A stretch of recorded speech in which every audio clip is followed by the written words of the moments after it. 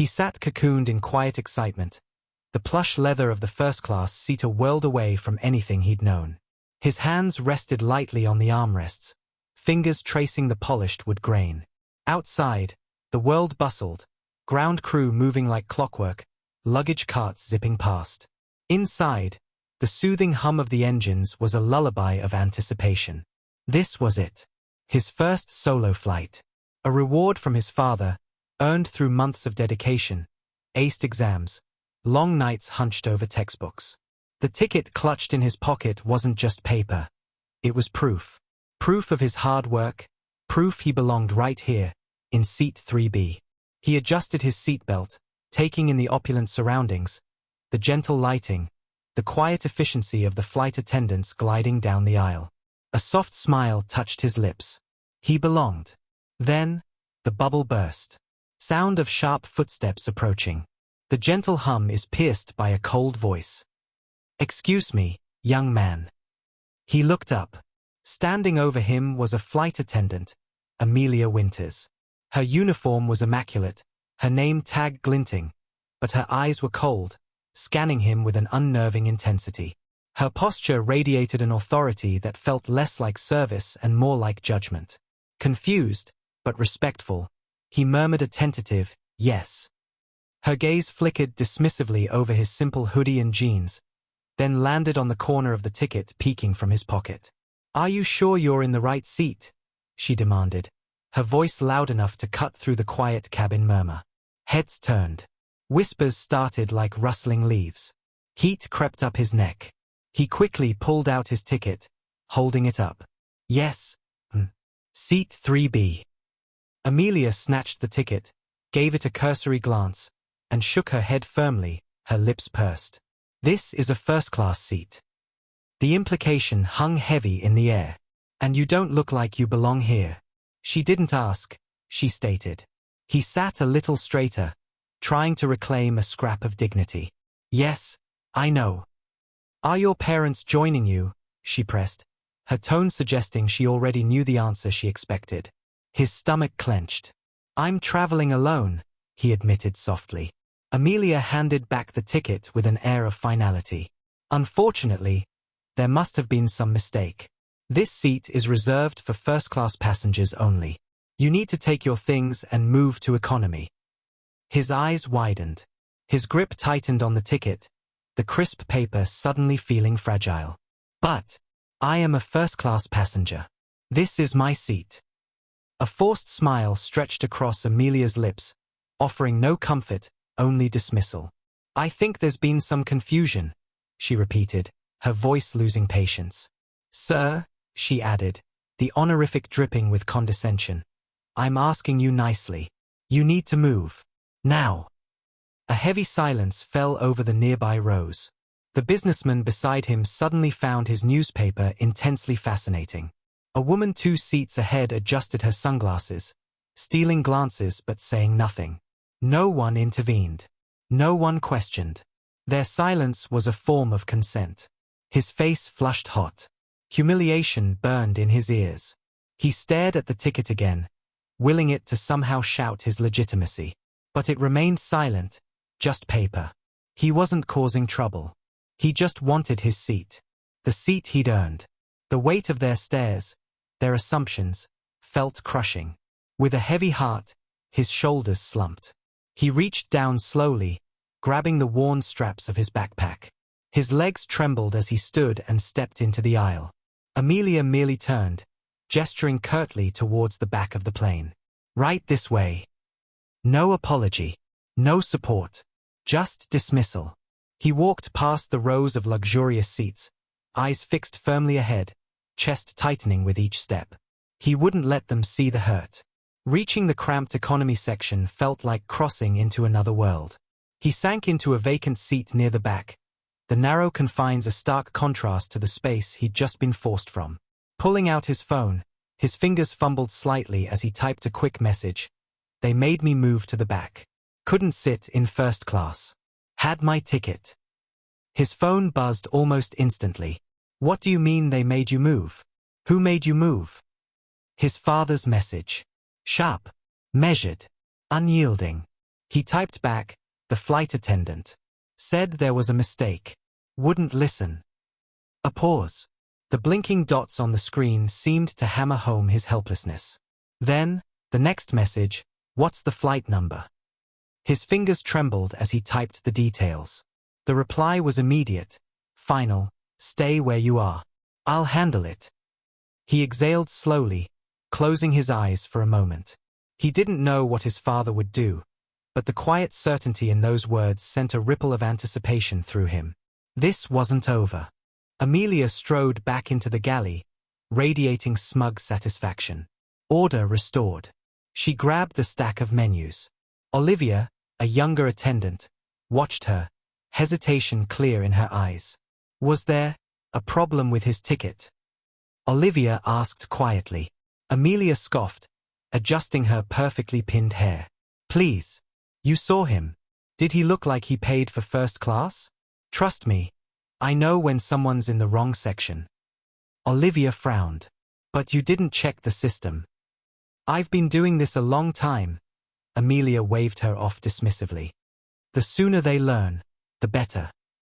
Olivia bit her lip, saying no more, but the unease lingered. Suddenly, the intercom crackled. Amelia Winters, please report to the cockpit immediately. Amelia froze mid-reach. A flicker of uncertainty crossed her confident mask. Summoned to the cockpit during service? Unusual. Worrisome. Straightening her shoulders, she started the walk forward, unaware of the seismic shift about to occur. Cut to cockpit. Captain faces Amelia. A screen shows Nathaniel Sterling, face stern. Inside the cockpit, the captain turned, his expression unreadable. On a small screen, a live video feed showed a man in a high-rise office, Nathaniel Sterling. His hands were folded, his gaze piercing, exuding a quiet menace that chilled Amelia to the bone. Amelia Winters, Nathaniel Sterling's voice came through, measured, sharp. Do you know who I am? A shaky breath. No, sir. The captain spoke, his tone grave. This is Nathaniel Sterling, the owner of this airline. Amelia's heart plummeted. You removed his son from first class, the captain continued, without verifying his ticket, without checking the system, without reason. The color drained from Amelia's face. The owner's son. Panic seized her. Nathaniel Sterling's voice cut through her shock, cold and precise. You are going to turn around, walk back to economy, and personally return my son to his seat. When this flight lands, you will explain yourself to the executive board. The line went dead. Amelia stood frozen, breath catching in her throat. The captain eyed her sternly. Well? You heard him. Scene. Amelia walks back to economy, shaken. Passengers watch. Trembling, Amelia turned. The walk back felt like an eternity. The confident stride replaced by hesitant steps. First-class passengers watched, sensing the dramatic shift. She reached the economy curtain, paused, then pulled it aside. He was sitting there, by the window, calm. She crouched slightly, forcing her voice steady. Sir, there's been a misunderstanding. I'd like to escort you back to your original seat. He turned, his gaze steady, unreadable. Silence stretched. I apologize for any inconvenience, she added quickly, voice strained. He tilted his head. A misunderstanding, he repeated softly. Amelia nodded stiffly. Yes, an error in seating. His eyes held hers. I had my ticket. You saw it. You still told me to move. Passengers nearby leaned in, listening. I may have made a mistake in judgment, she stammered. He didn't move. He pulled out his phone, typed briefly. Seconds later, Amelia's work tablet vibrated. A forwarded message from the executive office. Take your time. Make her understand what she did. Her heart pounded. He looked back at her. I'll go back, he said calmly. But I want to know why you thought I didn't belong here. A murmur went through the nearby rows. Amelia stiffened. I didn't think. You didn't ask anyone else, he interrupted firmly. Just me. Why? Her face burned. She opened her mouth, closed it. Finally, the admission, choked out, "I misjudged you." He let the words hang. Then, without another word, he picked up his backpack and walked past her. The walk back to first class was a silent spectacle. He walked with quiet dignity. She followed, feeling the weight of every stare. He settled back into seat 3B, opened his book. "If there's anything you need." She mumbled. He simply turned a page. Conversation closed. Amelia retreated to the galley, utterly defeated, humiliation washing over her in waves. Transition, final descent. Tension is high. Amelia receives messages. The rest of the flight passed in a haze of tension. Amelia avoided the first-class cabin as much as possible. She could feel the weight of the impending landing, the inevitable confrontation. The intercom crackled, descent announcement. 30 minutes left. In the galley, the in-flight phone buzzed. She answered, dread coiling. "The captain. When we land, you'll be escorted directly to a meeting with executives. Mr. Sterling has requested a formal review." He paused. "I suggest you think carefully about what you're going to say." Click. Her tablet vibrated again. Another message. Direct from Nathaniel Sterling. "What happens next will depend entirely on whether or not you take responsibility for your actions. A choice. Own it, or lose everything." The weight of it was crushing. Scene, landing. Security officer boards. Amelia is escorted off. The plane touched down smoothly, taxiing towards the gate. The seatbelt sign pinged off. Passengers began to stir. But Amelia remained frozen near the galley. The cabin door opened. A uniformed security officer stepped aboard, scanning the cabin, eyes finally landing on her. Amelia Winters. A collective hush. She nodded numbly. "You'll need to come with us." Her legs felt like lead as she walked down the aisle one last time. Passengers watched, whispers following her. As she passed seat 3B, the boy looked up. No smirk, no satisfaction. Just a calm, steady gaze that somehow felt more damning than any anger. She looked away quickly.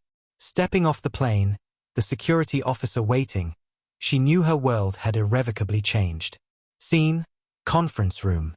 Amelia faces executives and Sterling on screen. She was led to a sterile conference room. Richard Bennett, senior operations manager, and 2 other executives waited. On a screen at the end of the table, Nathaniel Sterling watched, his expression unreadable. "Miss Winters," Bennett began, his tone clipped, "we have reports. Passenger statements. A formal complaint from Mr. Sterling." He paused. "How do you explain removing a paying first-class passenger from his seat without verifying his ticket?" Silence. Amelia's mind raced. Excuses? Justifications? She knew they wouldn't work. She had to face it. "I made a mistake," she whispered, voice trembling. "I assumed. I didn't check. I was wrong." Nathaniel Sterling spoke, his voice cutting through the screen, cold and clear. "You didn't just make a mistake. You made a choice based on bias. You humiliated my son. That's not just bad service, Miss Winters. That's something I will not tolerate in my airline." Bennett slid a document across the table. "Effective immediately, you are suspended without pay, pending a full board review. You are not to report for duty or access company systems." Suspended. The word hammered in her ears. Sterling leaned forward slightly on the screen. "What happens next depends on you, Amelia Winters. You took something from my son today. His dignity. His rightful place. What are you going to do about it?" He wasn't just talking about punishment. He was offering a path, however narrow. A path paved with accountability. As security escorted her out, the weight of that choice settled upon her. She had lost control, lost her standing. But maybe, just maybe, she had a chance to find something else, the humility to learn, and the courage to change. The consequences were hers to bear, the future hers to rewrite, if she dared to take responsibility.